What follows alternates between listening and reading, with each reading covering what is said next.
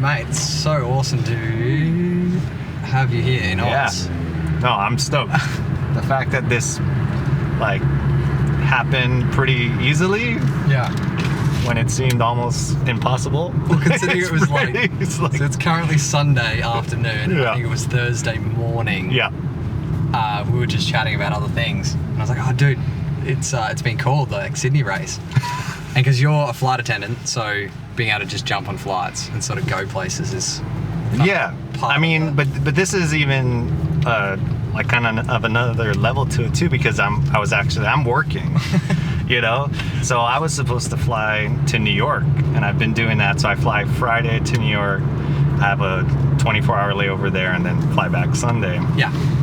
And so when you said, "Hey, there's the race this weekend, do you want to go?" I'm like, "No, I gotta work." But then I'm like, "Wait a minute, that could work." I think it's possible. It's definitely possible. So yeah. So you were on the New York flight and then managed to swap it out to crew. And it's just that this week that you're already flying on the Saturday, so then you'd have the Sunday off to then fly at Sunday night. Yeah. So all just like everything aligned. Everything just aligned. Yeah. Perfect. I mean the timing. I mean we're still in it, so like I still gotta get back to my hotel and make rolling and stuff, but so far so good. I'm here. We're racing. It's race day. And good to catch up with PB and all the uni guys. Oh yeah. It's funny how foiling has become this like global community of people, and then amongst races, like industry events, stuff you do with uni and whatever else, and what we're doing for drop, like you end up seeing people all over the world. So like we met you in AWSI in Hood River. You're from Hawaii, I'm from Australia. Yes. We're from Adelaide, and now we meet in Sydney. Again, not where either of us are from. Yeah. But it's pretty cool how, and I think this event in general, Kui has organised it with the with the foil club here, but he only kind of dreamt this up 3 weeks ago. That's crazy. And then sort of put it out, sort of saying, "Oh, some weekend in February we'll do it," and then the first weekend in Feb looked great. Yeah. So I think he only made the call Monday that it's on. It's so insane. It's and it's cool. We've got people here from all over the shop. There's guys have flown and driven down from the Sunshine Coast north of Brisbane. All the Northern Coast guys, Zane's come down from Byron, a few others, Oscar, and all those guys come up from the South Coast. Oh, wow. It's pretty cool. But you don't do a huge amount of downwinding, or are you starting to do some more now? Doing more now, definitely, especially with the foil drive, because it's just, it kind of curved. I mean, I've done a bunch of prone downwinding in the past, and then I wing, so it kind of delayed my kind of getting into like sup downwinding and stuff like that. So right after AWSI, when I met you guys, I was like, oh, I got to learn how to sup and everything. But then you guys come in with the foil drive, and then it's like well, do I really need to? Do I need to struggle? I mean, I'm not a spring chicken, so it's like, do I want to like take that on? Yeah. And I don't know. I just my mindset with all of this, even with winging and regular, I just want to surf, right? So I don't come from a racing background. I guess that's the attraction to downwinding. It's a 14K surfing ride. Yeah. So and I feel like it can be the most potential on a smaller board with smaller foil. So I think what kind of delayed me from doing the sup thing is like I didn't really want to ride a bigger board. I didn't really want to ride a bigger foil. And now with a foil drive, I'm riding the same. I'm basically riding the same setup that I ride. Yeah. And everything, proning, all of that. Same foil, same board. Was the prone downwinding back home in Hawaii, like, it sounds sketchy. I mean, I think prone and downwinding in general in the same sentence are kind of sketchy if it's not, even with a foil drive, if it's not well considered, and we've just had 45-minute safety talk and all that kind of stuff. Like we are going out into the ocean with a tiny bit of foam. Yes, yeah. And a system that will get us there quickly, but if that system fails by any point. I mean, same with winging and all of that. It's like you never want to go too far that you're not able to paddle back in or rescue yourself back in. So. But what was it? Just chip in, pump out? Yeah. So the normal Kaiko's run was like, there's waves, and then if you fell, you can kind of paddle in and catch another chip and stuff. That run is relatively, not easy, but yeah, it's pretty, like achievable. It's achievable. Yeah. The normal Hawaii kite run, and guys have done it on prone, but guys have also failed doing it at prone, and then you're like, way out, and there's no chips to be found, so you're paddling in. So that, I think, once the SUP thing came around, that went away. I think the desire to do it on a pro, it's just the risk is so high. Yeah, there was people doing it because they prone surfers, and then there's this attraction to downwinding. Yes. But there's no real solution, so we'll do it the hard way. Yes. Yeah, and I think a lot of them were really like against supping. It just, there's a stigma to it. 12 months ago, sort of like, totally. So they won't just catch me dead on a SUP. Not from the paddle man. No. Yeah. So, but it's cool that that's sort of come around, and it's funny how, like, I guess it's trends, but it's still in the evolution of the sport. So now it's all about downwinding. Everyone wants to get into downwinding. It's insane. But then everyone realizes how damn hard it is. It's so hard, and I recognize it. But it's like I said, when I was at AWSI and I was winging at the time, and I was doing run. Everybody else was supping, and it was so windy that like the wing was just such a nuisance. So, and luckily I was with them doing all these runs. If I was just with a bunch of wingers and we weren't doing runs, it would have been torture. Like, it would have been the worst ever. But I'm doing runs, but I'm basically just popping up in 1 second, and then the wing is just in my way the whole time. So I saw how much fun it was. I'm like, you know what? I gotta suck it up. I had my shaper make me a SUP, but then you guys come along and just rock my world. Rock my world. And so it was crazy. Like after AWSI, we all kind of get home. There's like a little bit of radio silence for a couple of days where you're getting your head around it, and then it clicked. And then it was just every morning. I was like, guys, another message from Paul Cooper. He's losing his mind. And that was the Assist Plus too. Yeah. No, I mean, you know what? I love that Assist Plus. I feel like it was. They still did what they said on the tin. No, it does what it needs to do. I mean, if you have the right board for it and you can find the perfect spot where it's not too much in the way, because I feel like it's almost like, dare I say, a little bit more balance feeling than the Gen 2. Okay.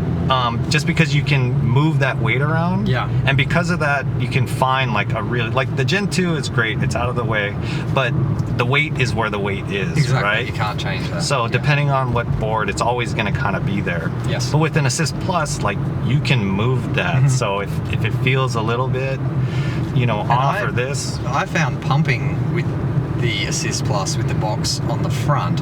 Like Dominic's always had a toe side of his front foot and off to the side. I never really liked that. I could never get my head around the off balance in roll, having the weight on one side. So I'd always have it centered, but in front of my front foot.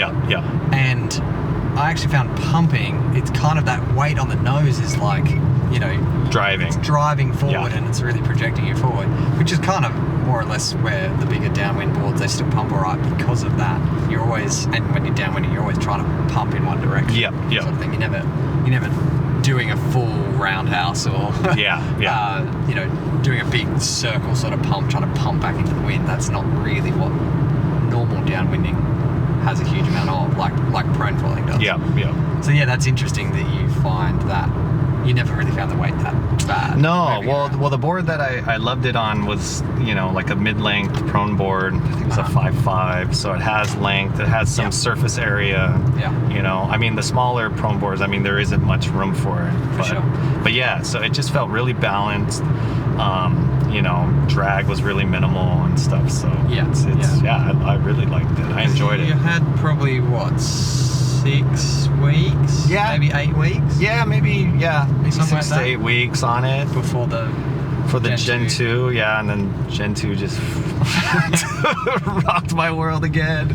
So you went straight onto the Max initially, more or less? No, Straight to I went to I'm trying to think of what I tried first, but I was using both because I wanted to really see what was what. Yeah. So I rode both, early on, and definitely gave both of them, a go. And they are two very different things. They are completely different, but similar too. But yeah, I mean, I'll say my favorite feeling one is slim with the performance. Yes. Like it's pretty mental. Hands down, it feels like it's not even there. Everything, like you don't feel the weight. It has so much power, especially with that performance battery. And yeah, it's the best feeling, and I have the most fun. It's just the runtime is shorter. Exactly. But I feel like you can change some settings and get a good amount of runtime. I think changing settings and changing mindset too, knowing that you've only got... Yeah. It's kind of like going out for a big night the night before. And you know that you're tired, so you're like, well, I'm going to go out for a short session here. Yeah. And just try and get really high value feeling waves, but less of them, and that'll get my feel. And then if you've got a second battery, slide a second battery out and you go through it again. Totally. But I mean, we've got breaks at home in Adelaide as well, where it's like it's a pain in the ass to get in and out. Oh, so you'll need that run time. Well, I really don't want to spend 10 minutes duck diving. Not that you have to. I'm not very good at getting out through beach breaks. But I don't want to have to cop a couple on the head more than once today. I'd rather just get out the back and stay out there for 2 hours and then come back in. I mean, I've still personally not actually done crazy amounts on the slim, enough to know what it's good for and what we designed it for and everything. But somebody like Jamie, for example, has done much more riding on the slim. That's basically all he ever rode, because he's a very competent, he's a very good foiler, can pump and link, doesn't need the motor, and is going for that really high performance sort of style riding. So is your decision, you're one of the lucky few, I guess, that get both sitting there and you get to look at the conditions or look at your time schedule or whatever. What sort of makes up your mind as to which one you grab if you're just going? I mean, I guess it depends on conditions, but yeah, I mean, for the most part, it's how much time do I have, how easy it is to swap batteries if I want to swap batteries and stuff like that, and how the waves are too. Like if it's ramps and sections and I want to do airs and spin and all that stuff, then I'm going to that slim, But not that I can't do it on the max. I was gonna say, I've seen some pretty ridiculous aerial maneuvers with the max, and by the looks of it, the power battery too, which is the biggest, heaviest setup. I almost always use the power battery if I'm using the max. Gotcha. It's not a big enough difference. It's not a big enough difference for me to feel personally. Right. In the performance between the sport and the power. Gotcha. Yeah. Which is interesting because, like, Paul and I have been chatting about the fact that, there's a pretty significant weight difference in us, and that's more from the inertia perspective. So I do notice the pod dipping it out of the water much more than Paul does. I do notice the weight a lot more than he does, because again, I just don't have the inertia to drive me through that drag for that period of time where there's a bit of extra drag. I don't have the inertia to just push me through it. And that's probably why, and again, it comes down to everyone's personal preference. It's so cool driving around and just seeing foils. That's not something we normally see. We've got the convoy going, I'm sure you guys in Hawaii just see foils driving around all over the time. I do not. We were in a van the other day. We had 4 boards on the roof, 3 boards in the car. We're like 2 of us sitting on each other in the back with all these subs, because I was the only one with the prone board with my foil drive. Everybody else is in there. And then this is crazy too. We're driving, and then the guy who was in the front was looking outside, and he's like, stop, pull over. We're like, what? It's like he saw in the reflection off of a store that my board was hanging by a thread. Oh no. Because it was so short that the strap didn't go around it, and so it slipped out of the strap. And like he saw one little bump and my board would have been gone. Oh, shit. I mean, that's the other side of it as well. Like for the downwinders, because we've talked a bit with other people about like the upwind downwind stuff, which is just eliminating this whole driving thing. Yeah. But then no one would get any podcasts out of us. That's when you get the time to chat. Yep. But the upwind downwind thing is cool, and it is great for when you've got short periods of time and you just want to go ride some bumps when there's nothing else happening. But I mean, the adventure of going point to point is still really, really cool. Like, you can't beat that. I think it's just the context. Yeah. And just getting in at one end and getting out at the other. Yeah, and you're with a crew and like everybody's... But the big boards and foils are already annoying. Like, I don't know how many comments we heard just then of everyone trying to cram into cars. Going, why is your board so bloody long? I can't get all these... The prone board is nice to just throw in the car. I mean, we've got it sitting right there. Yep. It's and this one's actually bigger than the one I usually use. So yeah, exactly. But so going between max and slim, it's really basically your decision point is on time, ease of coming in and out, and all that kind of stuff. Do you ride a different foil or board setup if you're riding one or the other? No, it's more or less the same. Yeah. I kind of use the same setup for both. The difference in kits doesn't change what foil I'm gonna decide. I mean, I mean, you feel the difference, but not enough to where it's like, oh, I need to size up on a foil because I'm using the max. Because like, it's heavier. No. Else. Yeah, right. And then, I mean, talking about all the aerials and jumps and spins and flippers and tricks and all that kind of stuff, I can't say I know enough of your history or past to say. I've definitely seen you've been doing jumps and strapless airs or strapped airs and all of that, and 3D videos and all that kind of stuff. The Bali video, the big long Bali trip video, I've watched that like so many times. I think it's a killer film.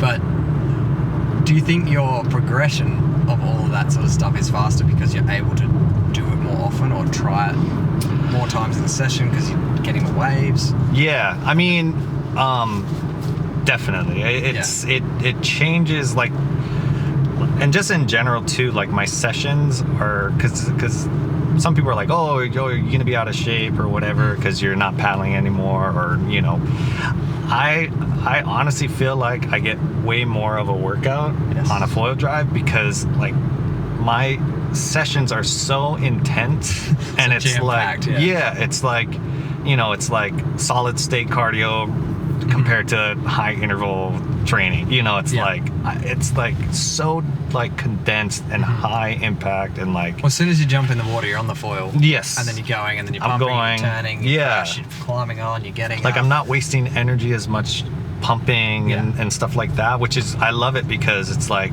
I'm motoring out, I'm catching my breath. Because in the past, I catch a chip, I'm pumping out as far as I can, I turn into the wave. By the time I'm on the wave, I'm exhausted. And so my surfing suffers because I'm just a little bit tired. Yeah, and then you start like sort of safety recovering. Yeah, with this, it's like I'm setting myself up, I'm going, and then when it's on, I swoop into that wave, and then I'm just going. Like all my energy is into that wave and turns and stuff, and then it's like I don't have to kick out of the wave and be done. Like I'm motoring right back out into the next one, and then I'm riding waves that I wouldn't even have paddled into or caught at all. And they're good waves, like these. It's all rideable stuff. And it's perfect for a foil. Yeah, totally. Like steep, whatever, but they just doesn't hit the reef or whatever, so it doesn't break. But you can do just as sick of a turn on that than a wave that's been braking and stuff like that. So. On the like fitness side of it, I can't remember who said it, but somebody said it very well, and they said you trick yourself into exercise.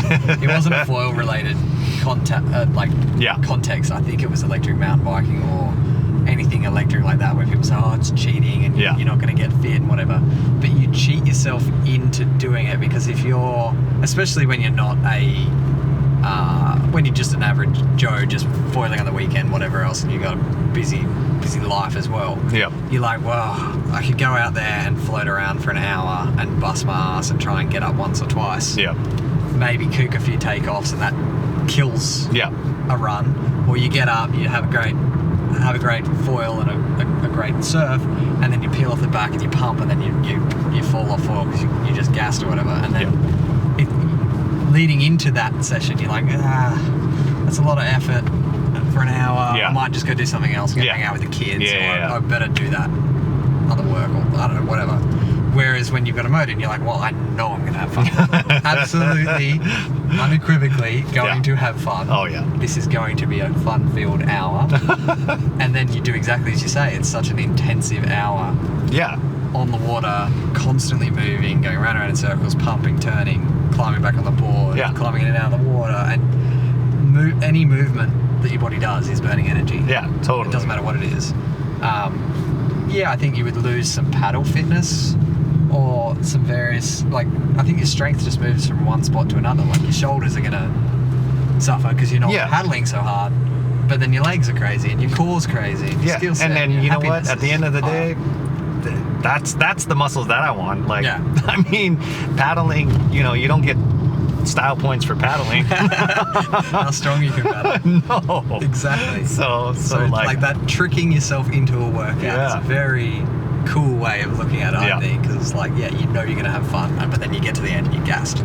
You're still gassed at the end of a session. Yeah, totally. Well, I feel like even so, like today, taking out that board and just so I knew I could pop up together set up from and towards the end of the session, at first I motored out and was catching some of those sets, and then I'm like, I'm just gonna go in and just whatever. Like I was having so much fun on non-existent waves. Oh yeah. Like it was. I was like, oh, this is like. I'm like, okay, pump, and I was trying to do like hard bottom turns and carbs on that downwind foil, and so I'm like, oh, this is like.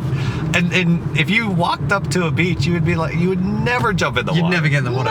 No. Especially because the effort you've got to do to get onto it normally. Well, you wouldn't even. You'd be just sitting there in the water. But with this, it's like, oh, I was having the time of my life.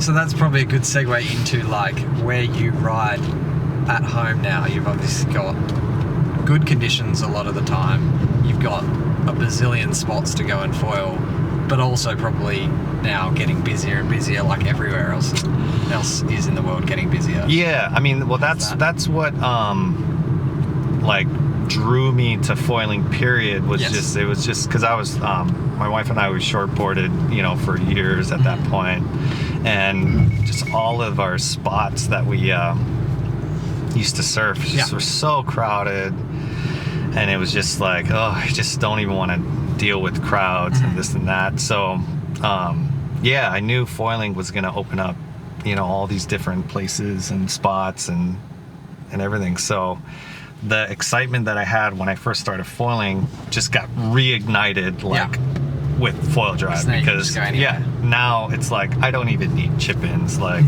you know, it's. And then what's fun too is like even spots that I would go to that are so crowded, I don't even care if it's crowded, because I'll just go over there. I'll catch a chip in. I can even surf the spot, but I'll just go outside of the crowd and catch all of the sets, but I'll kick out before it even gets to them.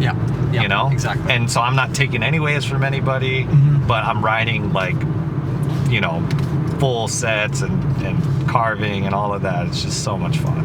What's been the feedback from other people in the water? I mean, I think it very much comes down to, you're on a foil, and then you got a motor, and then you're in a surf lineup, or around a surf lineup, or in the same car park as a surfer, or existing on the same planet for some of these people. What has been the sort of like community feedback? And I think it does come down to how we behave and act, and your outward energy to the people around you. I mean, it's all about respect. Thank you. I don't know quite where I'm going, but I think I'm doing right. We're out on this headland, I'm pretty sure. Jumping off here. 170 meters. Right. Right over here. Yeah, I think it's all about respect and, you know, being respectful of everybody and you know, just having that mindset, and also being cautious and safe. Like, you know, a lot of times it's the first time somebody has seen anything like that. For sure. So, it's just how you come across. I mean, if you're out there and you look wild and everything, you're gonna you know, instill a lot more fear. So I always try to be as controlled as I can. Turn right at the next stitches. Mid-podcast directions, turn right. Do you find yourself, like, yeah, you're still foiling in known spots, Yeah. but because you're sitting wide or all that kind of stuff, we still get it occasionally ourselves where we're at a lineup and people are like, oh, you just go around in circles. And I think it's a very real case of just straight up jealousy. Yeah, I think, you know, haters are gonna hate, so it's like But I think little things that, I've certainly noticed it where if I do cop a sideways look or a nasty thing or a hey mate or a you as I go past and they don't, you know, they're just sort of going, you know, giving you the cold shoulder. Yeah. I kind of also make the effort to actually just stop in the water and just sit in the lino and hey mate, how you doing? Catch a few. Generally speaking, you can break people down pretty quickly and just get rid of any of that angst by just talking to them. Yeah. And not going around in circles a million times, because that does just get annoying per se for others. I'm going to go down and then see if we come back and park out here somewhere. I'm not sure exactly where we're jumping off, but there seems to be a lot of foilers going that way. Back here. But yeah, it's good to know that over there it hasn't been too bad. Yeah, I mean, it's you're always going to get a little bit. Yeah, you're always, and that's even with foiling in general and stuff. But I feel like there's a good community of foilers, and you know, I mean, we're not like going out. Right place at least. Yeah, there's a lot of foils here. Let's see if we can find ourselves a park. It's just the who's who of Australia. Honestly, it's so cool. Crazy. So sick. And then not quite. We might end up down the hill. Well, let's wrap it up here because I reckon that's Yeah. Well, otherwise we're just gonna get distracted by everything that's going on. But mate, awesome to have you here. Yes. So good to see you. So glad again. this happened. And looking forward to some more events and hopefully come across and you can show us the home runs at home conditions and come forward. But mate, keep putting up videos and inspiring everyone. Yes, sir. Dude, it's been sick. Yeah, it's so awesome to have you along for it. So let's go do this run. Yes, let's do win it. Race. Drive on the front line. Let's go. If it's possible. Let's do it. Sick.